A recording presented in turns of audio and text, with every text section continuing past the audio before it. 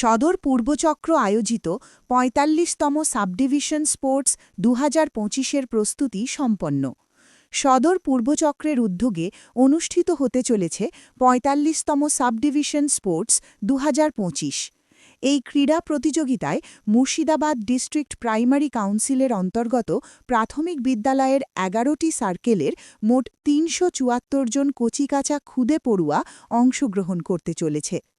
আগামী ৩১ ডিসেম্বর বহরমপুর স্টেডিয়ামে শীতের রোদ পিঠে মেখে নতুন জার্সি পরে শেষ থেকে প্রথম কিংবা তৃতীয় থেকে প্রথম স্থান অর্জনের লক্ষ্যে মাঠে নামবে তারা। এই উপলক্ষে সদর পূর্বচক্রের পক্ষ থেকে প্রস্তুতি পর্ব সম্পন্ন করা হয়। প্রস্তুতি সভায় উপস্থিত ছিলেন অবর বিদ্যালয় পরিদর্শক শ্রীমতী অর্পিতা মণ্ডল মহাশয়া। সভায় সদর পূর্বচক্রের সমস্ত শিক্ষক শিক্ষিকা, প্রধান শিক্ষক, পার্শ্ব শিক্ষক শিক্ষিকা এবং এসএসকে কর্মীরা উপস্থিত ছিলেন। সভায় বক্তব্য রাখতে গিয়ে শ্রীমতী অর্পিতা মণ্ডল বলেন, এই বৃহৎ ও গুরুত্বপূর্ণ আয়োজন সফল করতে সকলের সহযোগিতা একান্তভাবে প্রয়োজন। তিনি সকলকে ঐক্যবদ্ধভাবে দায়িত্ব পালনের আহ্বান জানান। এদিন সদর পূর্বচক্র তৃণমূল শিক্ষা সেলের সভাপতি শ্রী মানস ঘোষও উপস্থিত ছিলেন। তিনি বলেন, সকলের সহযোগিতা ও ঐকান্তিক প্রচেষ্টার মাধ্যমেই এই প্রতিযোগিতা সাফল্যের সঙ্গে সম্পন্ন করা সম্ভব। সর্বশেষে শ্রীমতী মণ্ডল মহাশয়া আশাবাদ ব্যক্ত করে বলেন, সকলের সম্মিলিত উদ্যোগে ও সহযোগিতায় ৪৫তম সাবডিভিশন স্পোর্টস ২০২৫ সফলভাবে অনুষ্ঠিত হবে, এমনই প্রত্যাশা তাঁদের। থেকে আমি আছি, আমাদের যে গ্রুপ সি আছে মনোজ রজক, প্রত্যেকে আজকে এখানে অল টিচার্স মিটিং হলো। আমাদের আন্ডারে মানে সদর পূর্বচক্রের আন্ডারে যত এসএসকে আছে, প্রাথমিক বিদ্যালয় আছে এবং জুনিয়র বেসিক স্কুল আছে, তাদের প্রত্যেকটা টিচার মানে একদম প্রধান শিক্ষক, পার্শ্ব শিক্ষক, সহ শিক্ষক শিক্ষিকা প্রত্যেকে আজকে প্রেজেন্ট ছিলেন। তাদেরকে তাদের নিজস্ব দায়িত্ব বুঝিয়ে দেওয়া হলো। প্রত্যেকটা কমিটি করা হয়েছে আমাদের আলাদা আলাদা।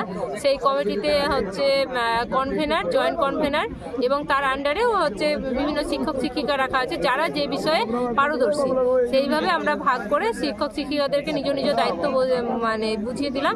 তারা দেখুন বিভিন্ন জায়গায় তারা বিভিন্ন গ্রুপ করে তাদের সমস্ত মানে দায়িত্ব বুঝে নিচ্ছেন এবং তারা একটা কমিটিও করে নিচ্ছেন নিজেদের মধ্যে যে কারা কোন দায়িত্বে মানে থাকবেন। যেহেতু কর্মকাণ্ডটা একটা বড়, এখানে প্রায় 11টা সার্কেলের ছাত্রছাত্রী আসবে, প্রায় ৩৭৪ জন ছাত্রছাত্রী আমাদের এখানে খেলতে আসবে এবং তার সঙ্গে তাদের গাইড টিচাররা এবং সেই স্কুলের যত সকল শিক্ষক শিক্ষিকা এবং গেস্টরা আসবে তাদেরকে আপ্যায়ন করা, তাদের যাতে কোনো রকম কোনো অসুবিধা না হয় সেই মতো তারা আমরা সম্পূর্ণভাবে চেষ্টা করছি। আশা করি প্রোগ্রাম ভালোই হবে আমাদের। ম্যাম, গত 2 বছরে জিপি, সার্কেল এবং সাবডিভিশন এবং জেলা পর্যায়ের স্পোর্টসগুলো আমরা দেখেছি জানুয়ারির শেষের দিকে কিংবা ফেব্রুয়ারির প্রথম দিকে হচ্ছে। এবছর স্পোর্টস ডিসেম্বরের একদম শেষ তারিখে। এক্ষেত্রে পরীক্ষা যেগুলো সেগুলো হয়ে যাওয়ার পর বাচ্চাগুলো স্কুলে মানে টিচারদের মুখে শোনা যাচ্ছে যে বাচ্চারা স্কুলমুখী হচ্ছে না, খুবই কম।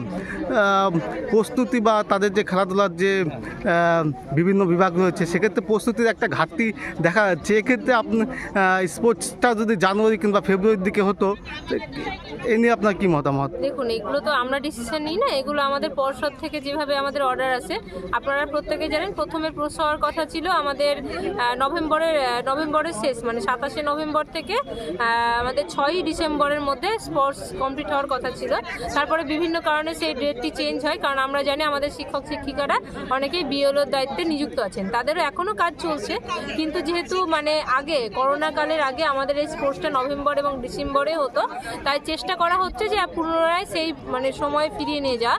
এইবার যেহেতু মানে একই শিক্ষাবর্ষে দুবার স্পোর্টস হলো, মানে আমাদের 2025-এর জানুয়ারিতে একবার স্পোর্টস হয়েছে, আবার 2025-এর ডিসেম্বরে স্পোর্টস হচ্ছে। তো চেষ্টা করা হচ্ছে আগামী বছর থেকে হয়তো আমরা নভেম্বরে যেরকম আগে 2016, 17, 18, 19 সালে খেলা হতো করোনাকালের আগে, সেই রকমভাবে খেলাটাকে নিয়ে যাব। এই বছর হয়তো কিছুটা প্রতিকূলতার সম্মুখীন আমরা হচ্ছি। ছাত্রছাত্রীদেরকে কিছুটা শিক্ষক শিক্ষিকাকে জোর করে তাকে স্কুলে আটকে চেষ্টা করানো হচ্ছে প্র্যাকটিস করানোর, যাতে আমরা অঞ্চল, সার্কেল এবং সাবডিভিশন লেভেল এবং জেলা লেভেল এবং রাজ্য লেভেলে তারা ভালো ফল করতে পারে। শিক্ষক শিক্ষিকারা আপ্রাণ চেষ্টা করছে, বিশেষ করে আমার সার্কেলে শিক্ষক শিক্ষিকাদের দুই রকম ভূমিকায় পালন করতে হচ্ছে। তাদেরকে ছাত্রছাত্রীদেরকে প্রতিদিন মাঠে প্র্যাকটিসও করাতে হচ্ছে, প্লাস এই সাব ডিভিশনের এত বড় দায়িত্ব, এত বড় কর্মকাণ্ডে প্রচুর কাজ আমাদের, আপনারা প্রত্যেকেই জানেন, সেগুলোতে তারা সারা দিন রাত অক্লান্ত পরিশ্রম করছে। আশা করি সব কিছু ভালোই হবে।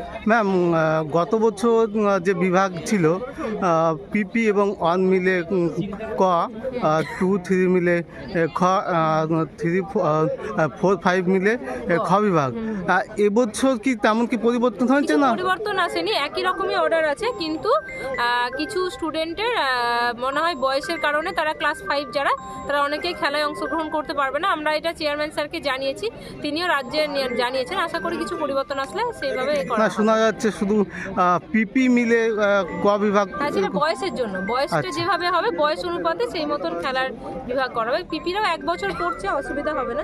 মুহূর্তের প্রস্তুতি কিভাবে চলছে? আজকে অল টিচার্স মিটিং ডাকা হয়েছিল এবং প্রত্যেককে তার কী কী কাজ আছে সেগুলো বুঝিয়ে দেওয়া হলো। আমাদের 29 তারিখে সার্কেল স্পোর্টস আছে, সেদিন একটা মহড়া হয়ে যাবে এবং তারপরে 31 তারিখে আমাদের সাব ডিভিশন স্পোর্টস। বিগত বছরগুলোতে আমরা দেখেছি জানুয়ারির মাঝামাঝি থেকে ফেব্রুয়ারি প্রথম দিকে স্পোর্টস হয়। এবছর স্পোর্টস এগিয়ে আনা হয়েছে, মানে 31শে ডিসেম্বর। পরীক্ষার পরে বাচ্চারা স্কুলমুখী হচ্ছে না, সেক্ষেত্রে প্র্যাকটিসের শোনা যাচ্ছে প্র্যাকটিসের একটা ঘাটতি থেকে যাচ্ছে। এক্ষেত্রে খেলা কি বাচ্চাদের বিরূপ প্রভাব পড়তে পারে? আপনি কি মনে করেন? বিরূপ প্রভাব পড়বে বা মানে টোটালটা ধরুন স্কুল ছুটি নেই, এখন স্কুলটা চলছে, প্রাইমারি স্কুলে তো কোনো ছুটি নেই একমাত্র 25শে ডিসেম্বর ছাড়া।